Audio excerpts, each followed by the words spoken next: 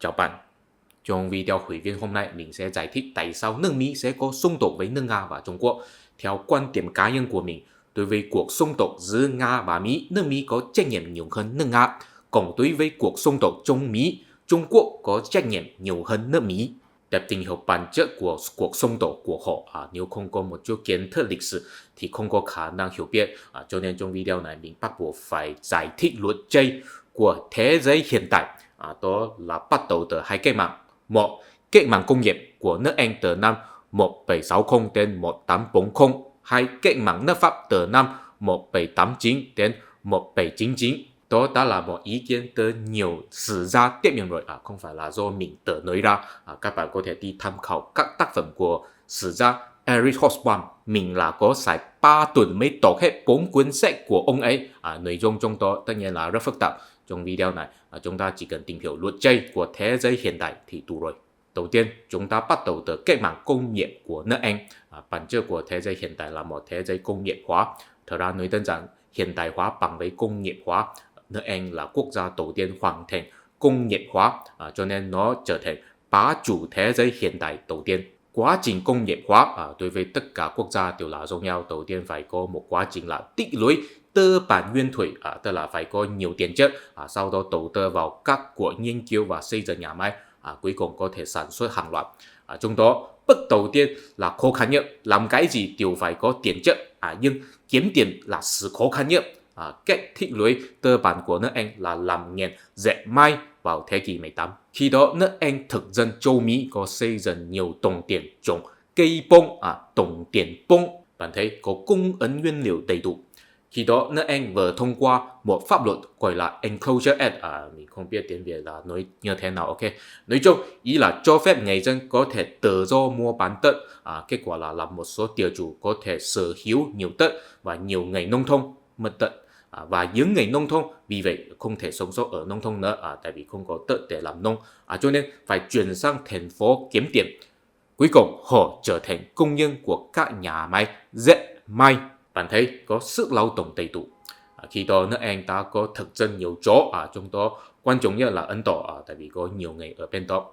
Những người dân ở các thực dân tiệm, nước Anh có thể bán hàng cho họ, bán quần áo cho họ, con người chắc chắn phải mặc quần áo, đúng không? Bạn thấy có thị trường đầy đủ.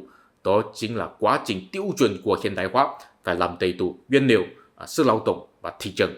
Và trong thế giới hiện tại, tất cả quốc gia đều phải trải qua quá trình hiện đại hóa mới có thể sống sót được, cho nên luật chơi của thế giới hiện tại nói đơn giản hơn là tranh giành nguyên liệu, sức lao động và thị trường. Nếu bạn có đi quan sát thì có thể phát hiện ra các chiến tranh quan trọng sau thế kỷ 18 đều là vì tranh giành một trong 3 yếu tố này, và các thời đại hòa bình đều là vì phân phối của 3 yếu tố này có thể làm đa số quốc gia mãn nguyện. Và bây giờ xung đột của Nga, Mỹ hay Trung Mỹ đều có liên quan đến vấn đề phân phối của 3 yếu tố này. Nói đến đây, có lẽ bạn sẽ hỏi rằng tại sao nước Anh có thể bắt đầu tích lũy tư bản nguyên thủy sớm thế?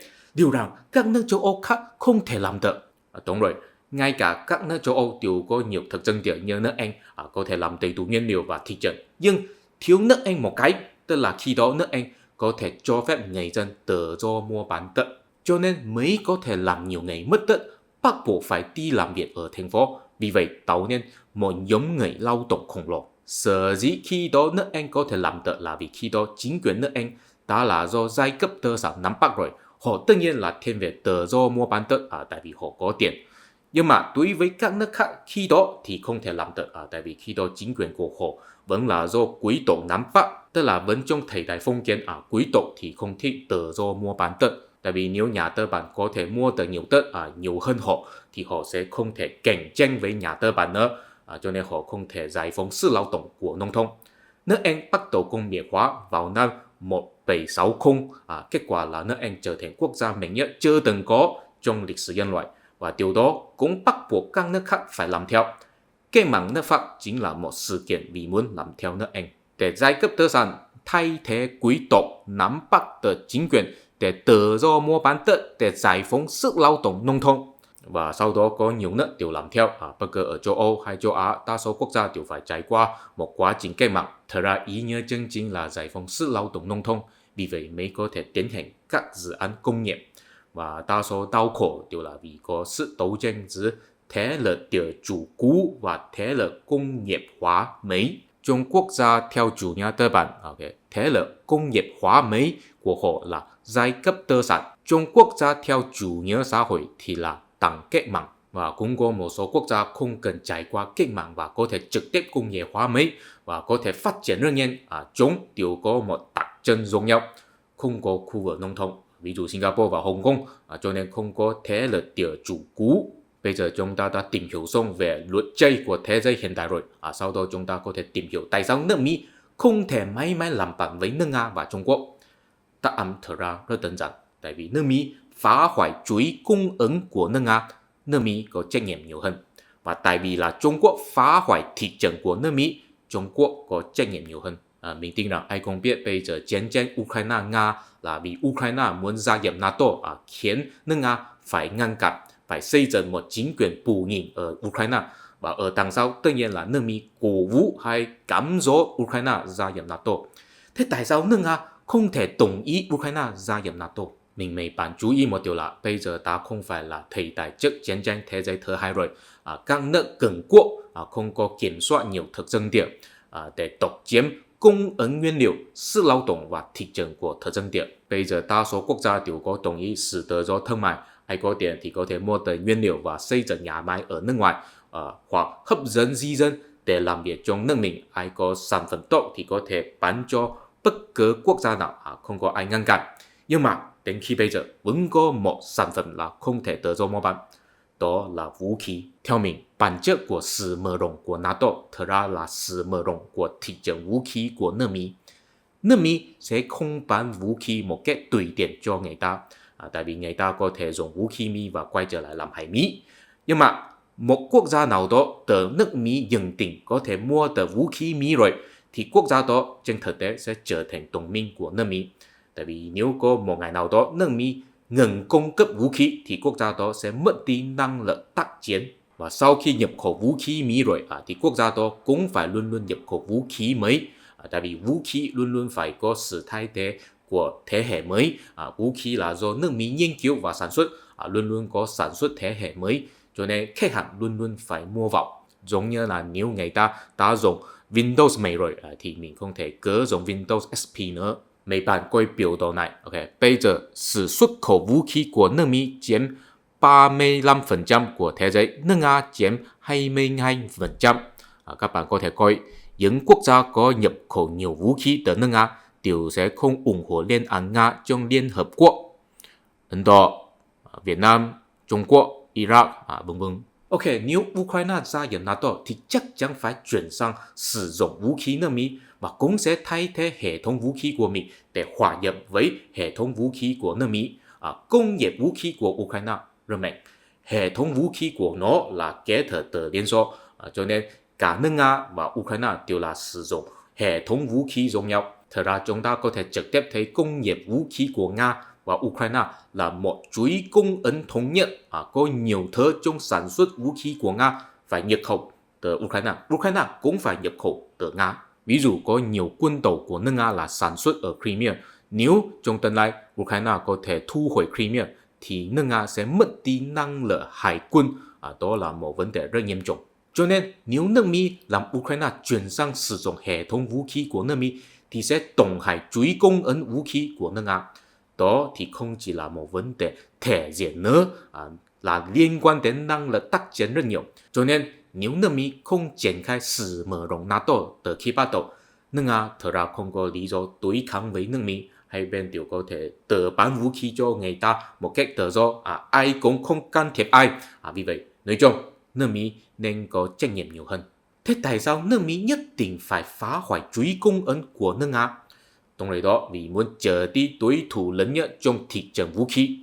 Nước Mỹ là quốc gia xuất khẩu vũ khí lớn nhất, nước Nga là thứ hai.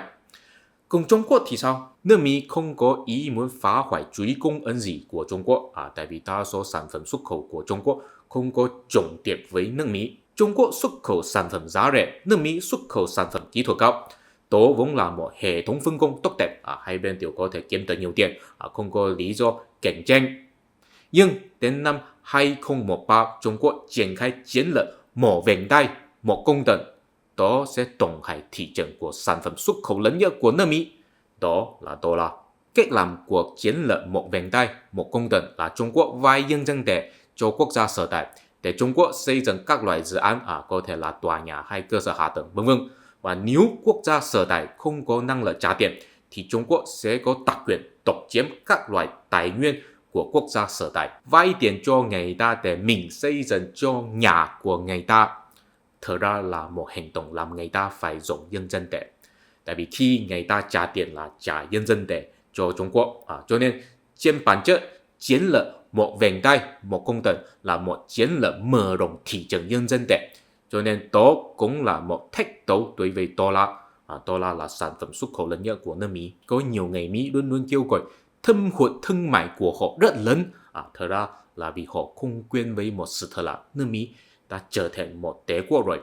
Trong lịch sử nhân loại, các đế quốc vĩ đại đều có một hiện tượng là thâm hụt thương mại của họ rất lớn.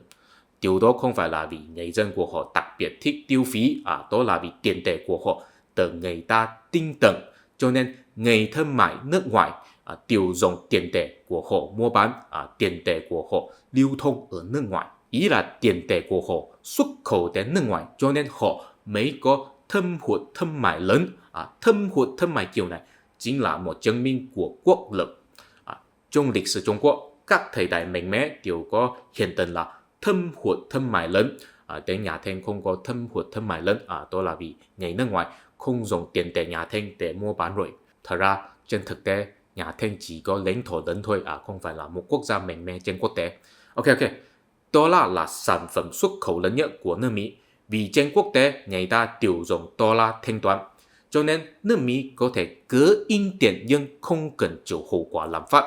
Tại vì sau khi in tiền rồi, tiền là không lưu thông ở trong nước mà là lưu thông ở nước ngoài. Cho nên nếu Trung Quốc chiếm được thị trường tiền tệ quốc tế càng nhiều thì sẽ khiến kinh tế nước Mỹ bị tổn hại càng nhiều.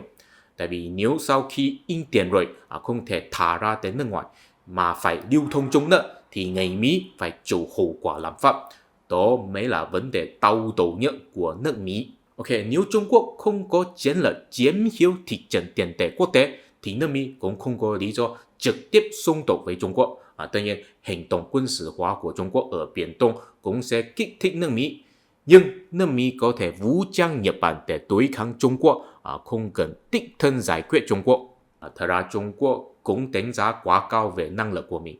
Vay tiền cho người ta phải có năng lực làm người ta không thể không trả tiền.